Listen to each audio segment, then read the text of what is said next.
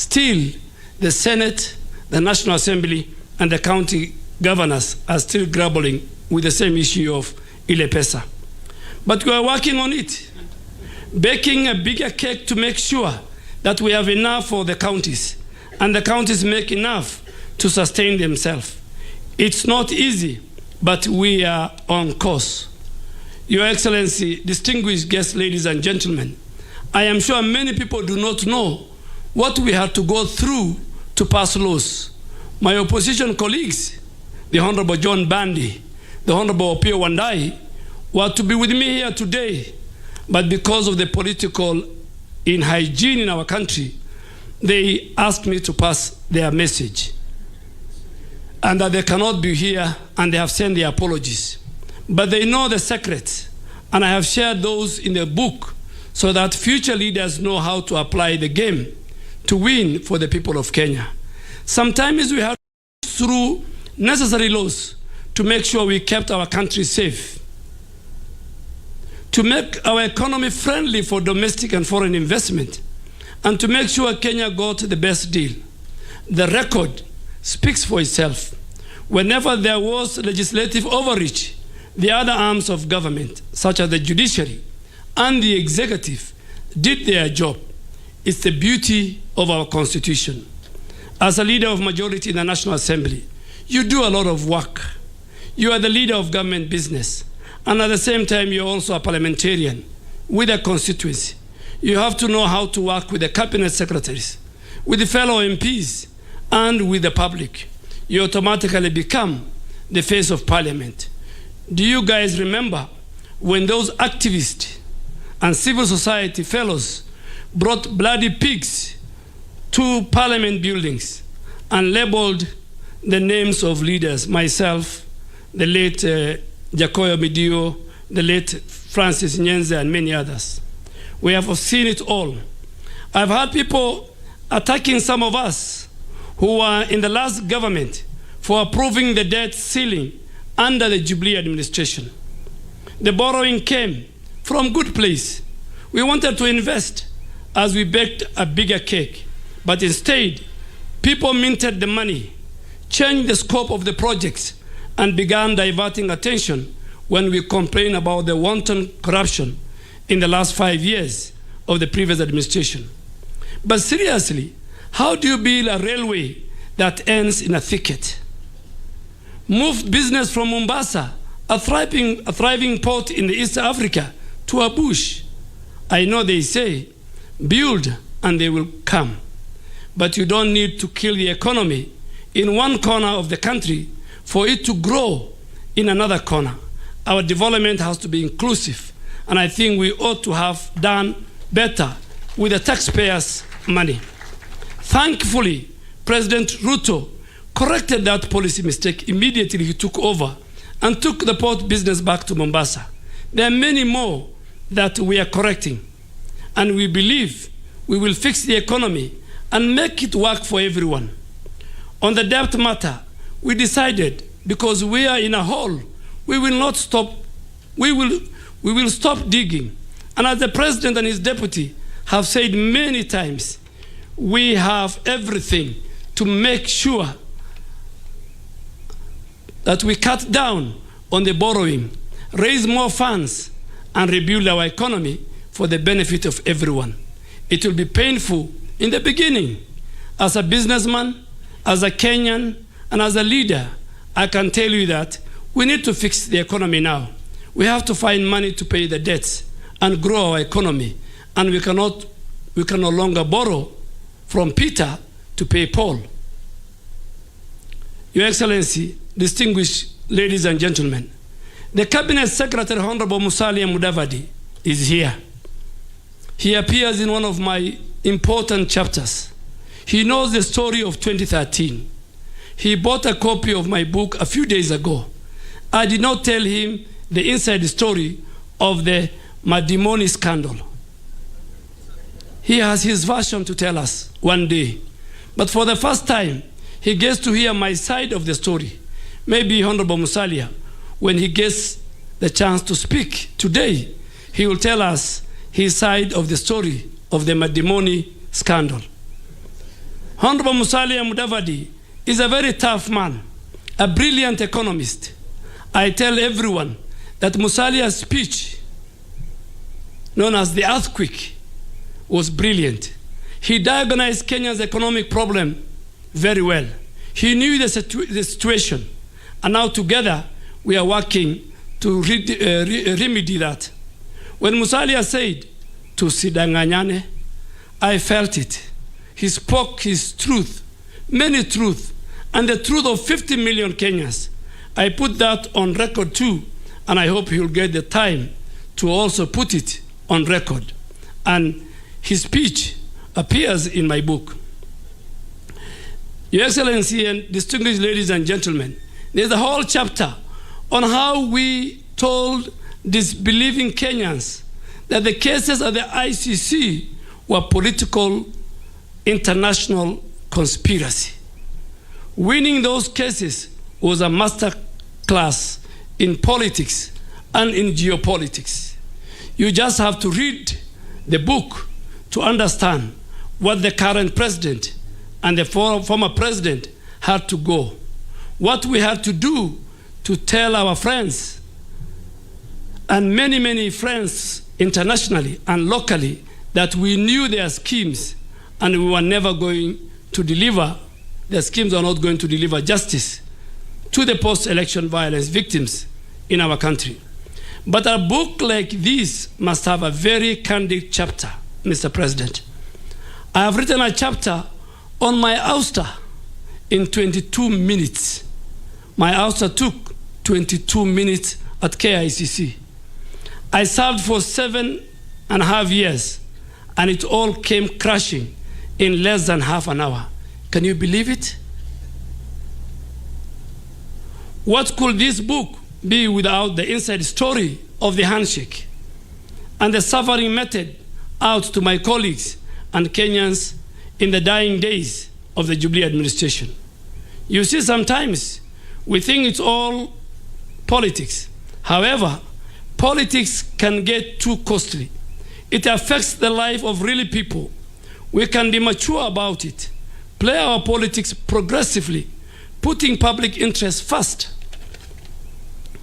I have done it in my constituency for the last 16 years, and my development record gotten me elected 4 times in 4 elections in 4 different political parties.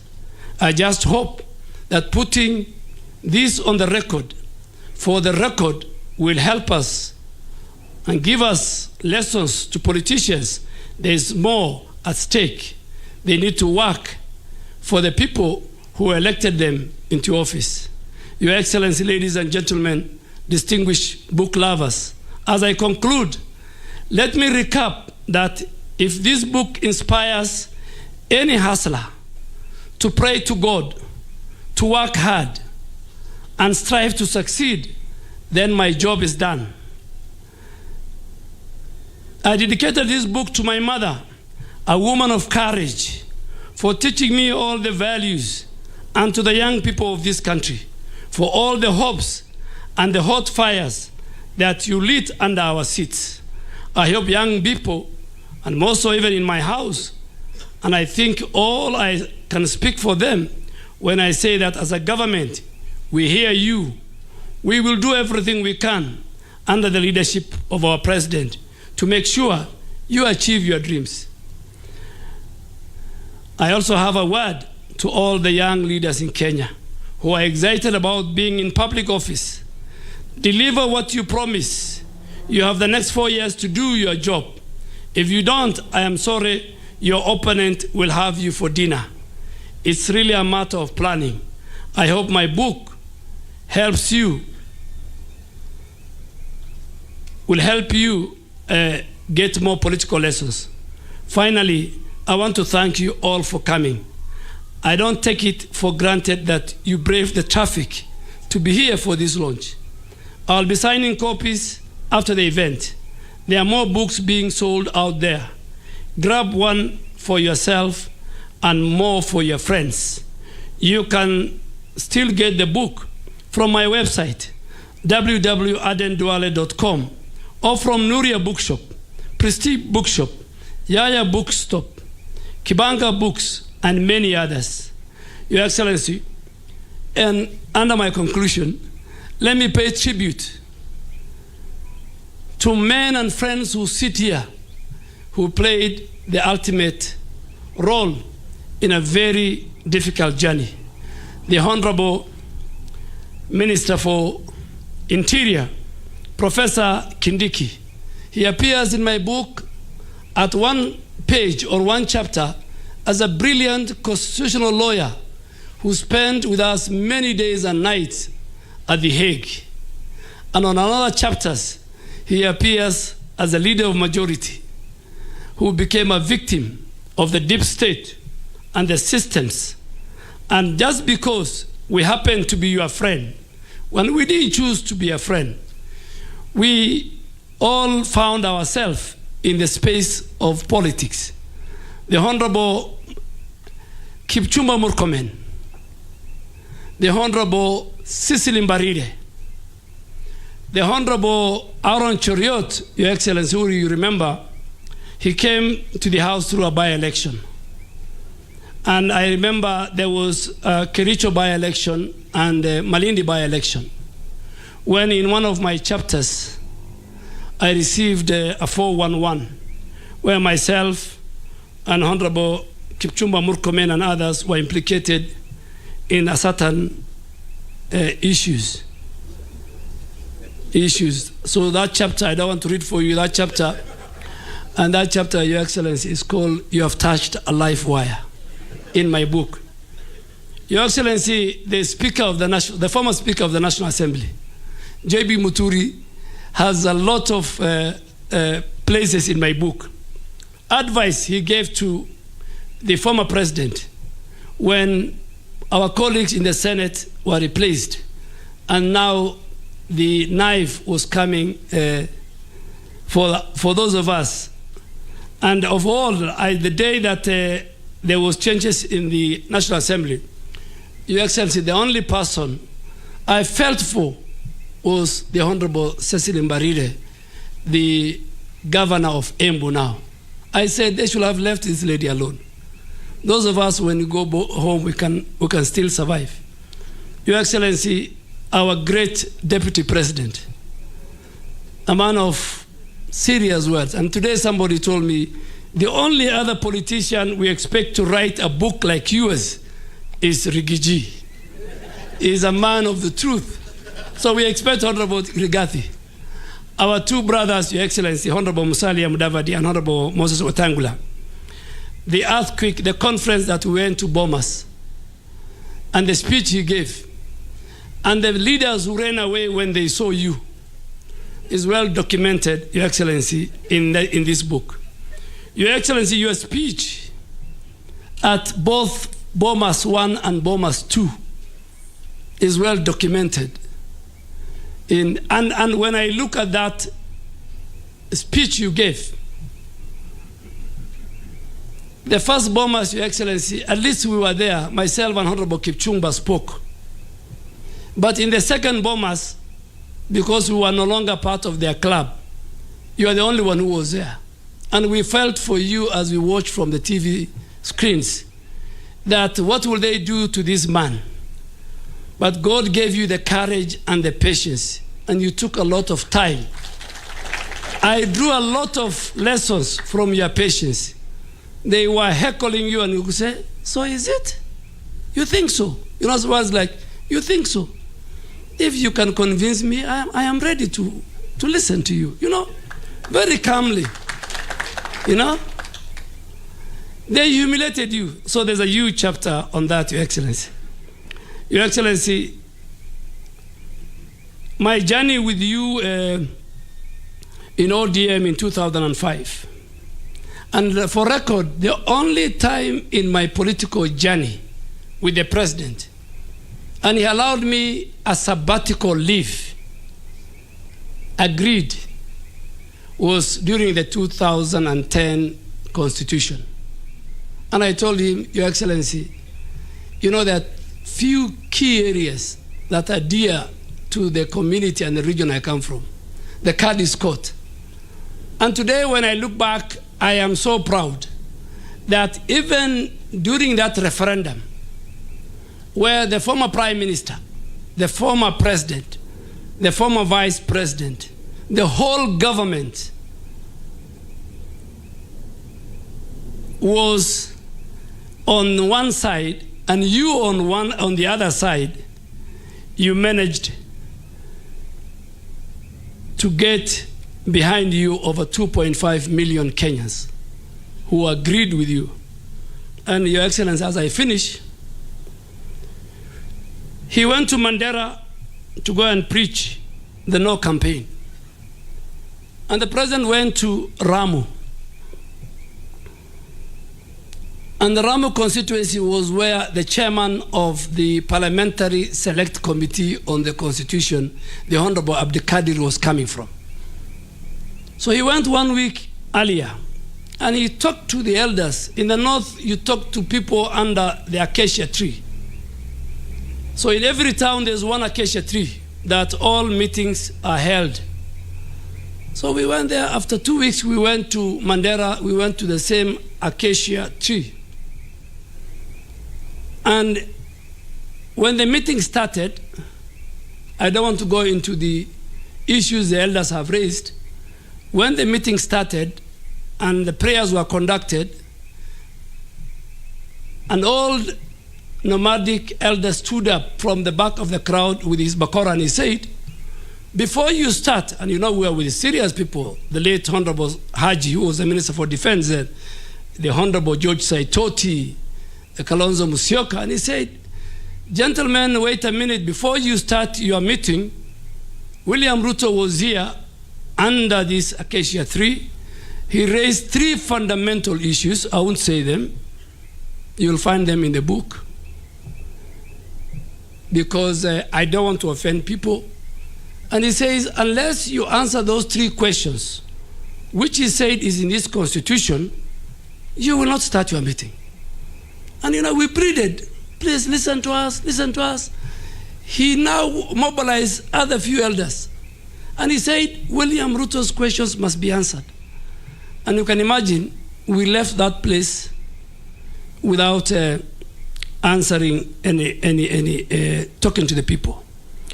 When in the 2005, finally, there was a referendum of the banana and the orange.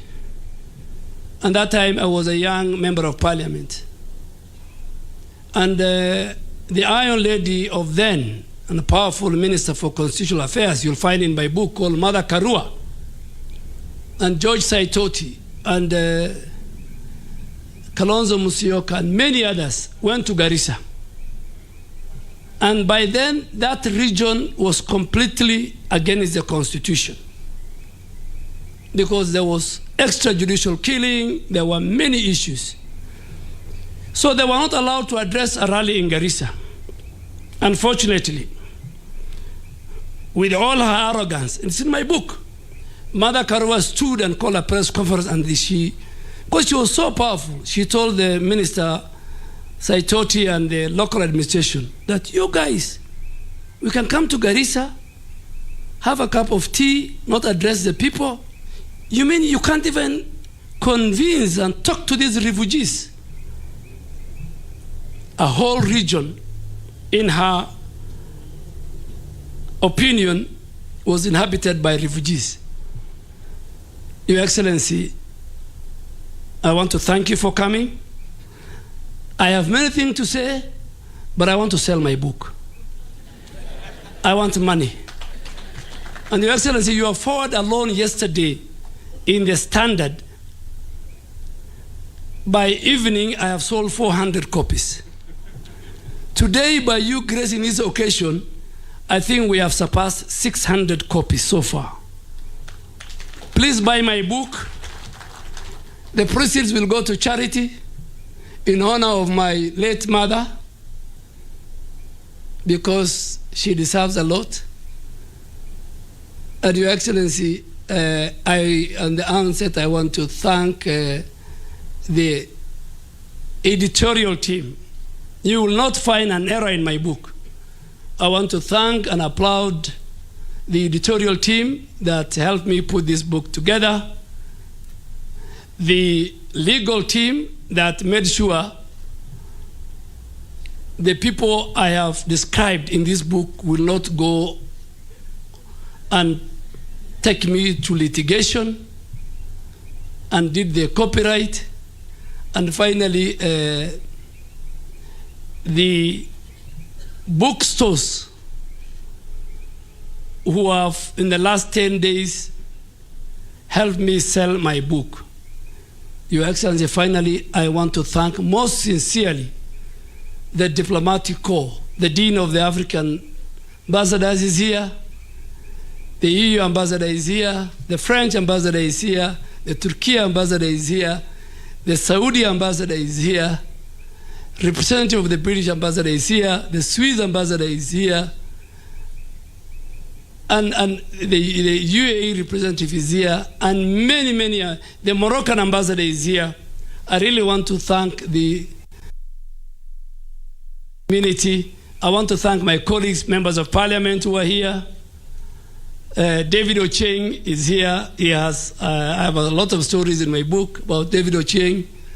The chairman of the pastoralist parliamentary group is here. Our cabinet colleagues are here. Senior government officials are here. Religious leaders are here. Defense attaches at the back I'm seeing from our foreign governments based in Nairobi. Your Excellency, that's my story. Thank you very much. Please buy my book, help me sell, and I hope the president has committed to me. When I showed him this book, he looked at me and he said, "What?" And you know where we were? We were 33,000 above sea level. We were heading to Kampala. So I just came to his cabin and I said, "Your Excellency, this is the book I wrote." He looked at me and laughed and said, "Welcome, Honorable Isaac Ruto." Please clap for Isaac Ruto. Thank you, Your Excellency, and I'll now the mic and maybe give about 2-3 minutes to very few of my colleagues who we share this journey together. Thank you very much.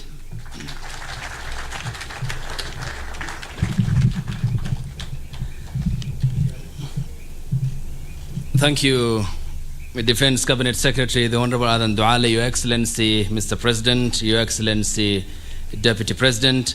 We'll go to the dignitaries that have been listed who will be speaking between 3 to 5 minutes for the running order to be in order. I now welcome to the podium Isaac Ruto, who has just stepped into the podium.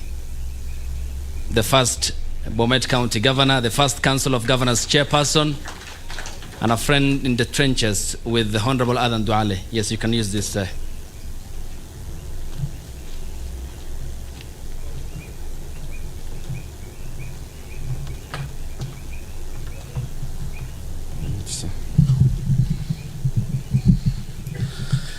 Your Excellency, the President of the Republic of Kenya, Chief Cabinet Secretary, Speaker of the National Assembly, my good old, must apologize, the Deputy President, Your Excellency, Honorable Duale, Waziri, Tika, your Defense, Cabinet Secretary is present, members of the Diplomatic Corps, and all the distinguished guests. Your Excellency, I must apologize for coming late. If I had seen Honorable Kipchumba Murkomen, I would have asked him to apologize on my behalf because I was held up at the escarpment for more than 2 hours. And I think it's all your fault. It can't be mine. There is no way it can be my fault. Anyway, Your Excellency, I must apologize for coming late, but just in time to speak. We kept in touch with Honorable Duale. Now, this is a great day for us. Honorable Duale has been a good old friend. A lot of people do not know how close we are with Honorable Duale because of sometimes we do some bit of public spots together, but all we enjoy the game. We've worked with Honorable Duale for a long time, especially during the 10th Parliament. And I'm sure one of the reasons why he was sacked as an assistant minister may have been something to do with his close associated with some of us. And he lost his job. I know presidents normally don't say why they have sacked. I don't know whether President Ruto will be different, but they normally they normally don't tell us when you are being fired. It just happens that in the afternoon you are no longer in the office. Honorable Duale was one such victim, but we worked together. We pushed especially the agenda of the new constitution together in Parliament. We also stood for those that appeared to us to be unfairly treated. And Honorable Duale speaks his mind. And I think that is one of the things we share. He speaks his mind, even if you are not in agreement with it, he will tell it to you to your face. And I think we are grateful for the rise that has happened. And I have not had the occasion to read the book, but I'm sure it must have said all that which is true, because he just notified me yesterday and I was in the villages and I told him I'll definitely make it to come here. But Honorable Duale, I hope you'll continue being forthright, and I'm sure you have told us the whole truth in the book.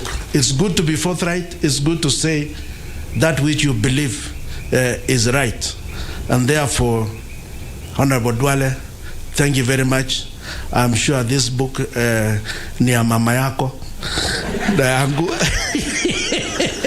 na wewe tuendelee namna hiyo. Asante sana and God bless you.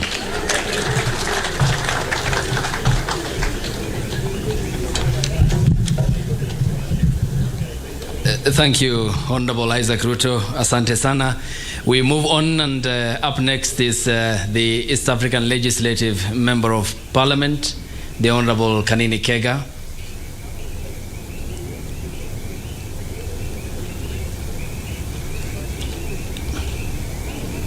All right, we then move to the United Democratic Alliance, UDA Party Secretary General, the vibrant politician, Cleophas Malala.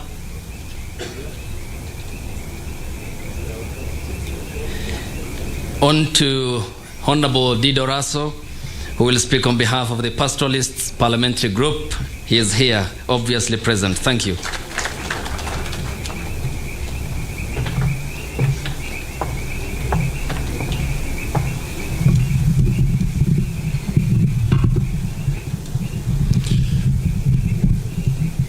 Your Excellency, the President, Your Excellency, the Deputy President,